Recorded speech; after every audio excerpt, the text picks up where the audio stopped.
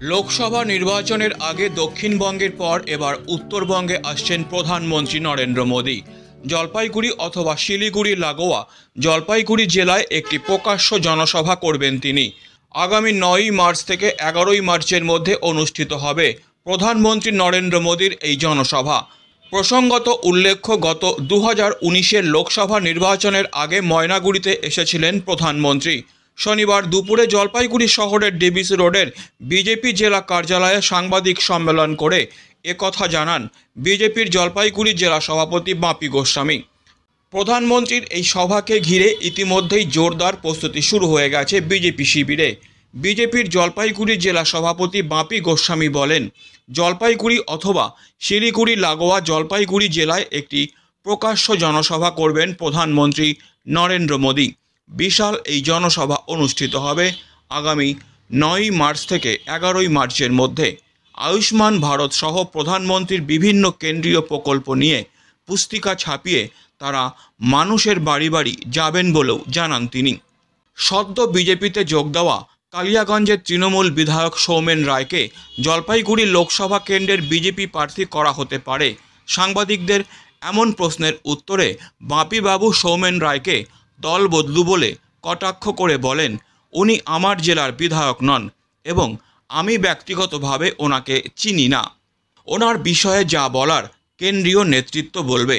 উল্লেখ্য, বিজেপির টিকিটে বিধানসভা নির্বাচনে জেতার 6 মাসের মধ্যে 2021 সালের সেপ্টেম্বর মাসে সৌমেন রায় তৃণমূলে যোগ দিয়েছিলেন। আর এবার লোকসভা ভোটের আগে তিনি ফের যোগ দিয়েছেন নিজের পূর্ণ দলে। আপনাদের সবাইকে নমস্কার।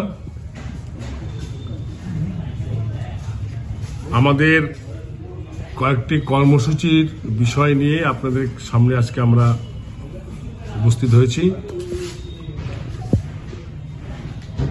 এই সপ্তাহে বা সামনের সপ্তাহে ভারতবর্ষের সম্মানীয় প্রধানমন্ত্রী নরেন্দ্র মোদীজির সভা জলপাইগুড়ি অথবা শিলিগুড়িতে হতে চলছে। দ্বিতীয় বিষয় হচ্ছে, আমাদের কেন্দ্রীয় সরকারের যত প্রকল্পে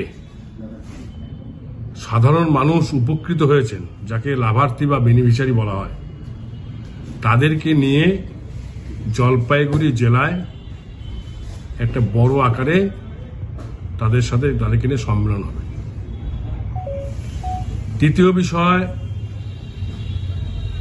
আমরা হিন্দি, বাংলা, নেপালি ভাষায় কেন্দ্রীয় প্রকল্পের যত প্রকল্প এবং আমাদের বর্তমান লোকসভার সম্মানীয় সর্বজন শ্রদ্ধেয় সংসদ জয়ন্তদার হাত ধরে যত প্রকল্প হয়েছে, সেটা পুস্তিকা আকারে, বই আকারে আমরা নিয়ে সেটা আমরা বাড়ি বাড়ি যাব। সামনে লোকসভা নির্বাচন। চতুর্থ বিষয় হচ্ছে,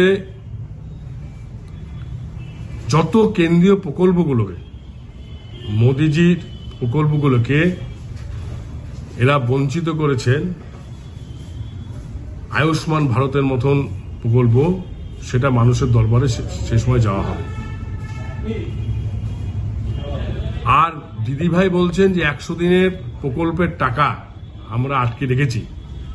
কেন 100 দিনের প্রকল্পের টাকা সাধারণ মানুষ পাচ্ছে না, সেটাও আমরা জনসমক্ষে এবং প্রতি মণ্ডলে বিধানসভা ভিত্তিক সেমিনার করে আমরা সেটা প্রকাশ্যে আনব। কত ভুয়ো জব কার্ড, কত ভুয়ো জব কার্ডের লক্ষ লক্ষ টাকা, কোটি কোটি টাকা লুট করেছে, সেটাও আমরা সামনে আনব। আর আপনারা জানেন যে আমাদের প্রচার, লোকসভার প্রচার আমাদের শুরু হয়ে গেছে। দেওয়াল লিখন, ফ্লেক্স এবং বিভিন্ন কার্যক্রমের মাধ্যমে আমরা প্রচার শুরু করছি। আমরা আশাবাদী যে আমরা এবারও তৃণমূল কংগ্রেসকে পরাজিত করে জলপাইগুড়ি সিট আমরা জিতব। বললাম, মোদিজি কবে আসবে? খুব সম্ভবত 9 থেকে 11-র মধ্যে ঢুকবেন। হবে 9 মার্চের থেকে 11 মার্চের মধ্যে। কি আসছে? সম্মানীয় দেশের প্রধানমন্ত্রী নরেন্দ্র মোদী। কোথায়? শিলিগুড়িতে হতে পারে, জলপাইগুড়িতে হতে পারে। জায়গা চিহ্নিত করা হয়েছে এবার? জায়গা চিহ্নিত আজকের মধ্যে আমাদের ফাইনাল হয়ে যাবে। সভা হবে। সভা, প্রকাশ্য জনসভা হবে। জলপাইগুড়ি সাংগঠনিক জেলার মধ্যে? হ্যাঁ, জলপাইগুড়ি সাংগঠনিক মধ্যেই করার চেষ্টা চলছে। বিজেপির কেন্দ্রীয় নেতৃত্ব প্রার্থী পদ নিয়ে দফা দফায় আলোচনা করেছে, তখন 100টা প্রার্থীর নামও বাছাই করা হয়েছে। সম্প্রতি তৃণমূল থেকে বিজেপিতে যোগ দিয়েছে সোমেন রায়, কালিয়াগঞ্জের বিধায়ক। শোনা যাচ্ছে তিনি জলপাইগুড়িতে প্রার্থী হচ্ছে। সোমেন রায়, প্রথম কথা হচ্ছে, সোমেন রায়কে আমরা চিনি না, আমি ব্যক্তিগতভাবে তাকে চিনি না। আপনার দলের বিধায়ক। শুনেন, আমি চিনি না তাকে, হইতেই পারে। দ্বিতীয় বিষয়, 2021 সালে বিধানসভায় তিনি বিজেপি প্রার্থী হয়ে নির্বাচিত হয়েছিলেন। 21 সালে পশ্চিমবাংলার তৃণমূলের ক্ষমতায় আসার পর যখন তৃণমূল পশ্চিমবাংলায় সন্ত্রাস করলো, পুলিশ সন্ত্রাস, তৃণমূলের সন্ত্রাস, হাজার হাজার বিজেপি কর্মীরা বাড়ি ছাড়া, হাজার হাজার কর্মীদের সম্পত্তি দখল হচ্ছে, মা বোনদের নিরাপত্তাহীনতা ভুগছেন, তখন সোমেনবাবু বিজেপির সাথে বিশ্বাসঘাতকতা করে তিনি তৃণমূলের অভিষেক বন্দ্যোপাধ্যায়ের, মমতা ব্যানার্জি কোলে গিয়ে বসে তৃণমূলের ঝান্ডা ধরছেন। তিনি আজকে বিজেপিতে আসছেন কি আসছেন সে বিষয়ে আমার দেখাতো নেই। তিনি আমার জেলার এমএলএ নয়, তার বিষয়ে যা বলার রায়গঞ্জের জেলা নেতৃত্ব বলবে। তিনি দলবদল নেতা, দলবদল নেতাদের জলপাইগুড়িতে কোনো স্থান নেই। না, যদি তাকে প্রার্থী করে সেক্ষেত্রে আমি প্রথমে বললাম, তিনি আমার জেলা, তাকে আমি ব্যক্তিগতভাবে চিনিও না, তিনি আমার জেলার লোক নন। তিনি দুর্দিনের সময় তিনি তৃণমূলের দিদিভাইয়ের কোলে গিয়ে বসছিলেন, কর্মীদের সাথে বেইমানি বিশ্বাসঘাতকতা করে। তার ব্যাপারে কি সিদ্ধান্ত সেটা কেন্দ্রীয় নেতৃত্ব বিষয় নিয়ে ভাবার তো আমার ব্যাপার নেই। Disclaimer. This channel may not promote any violent, harmful or legal activities. All content provided by this channel is meant for an educational purpose only.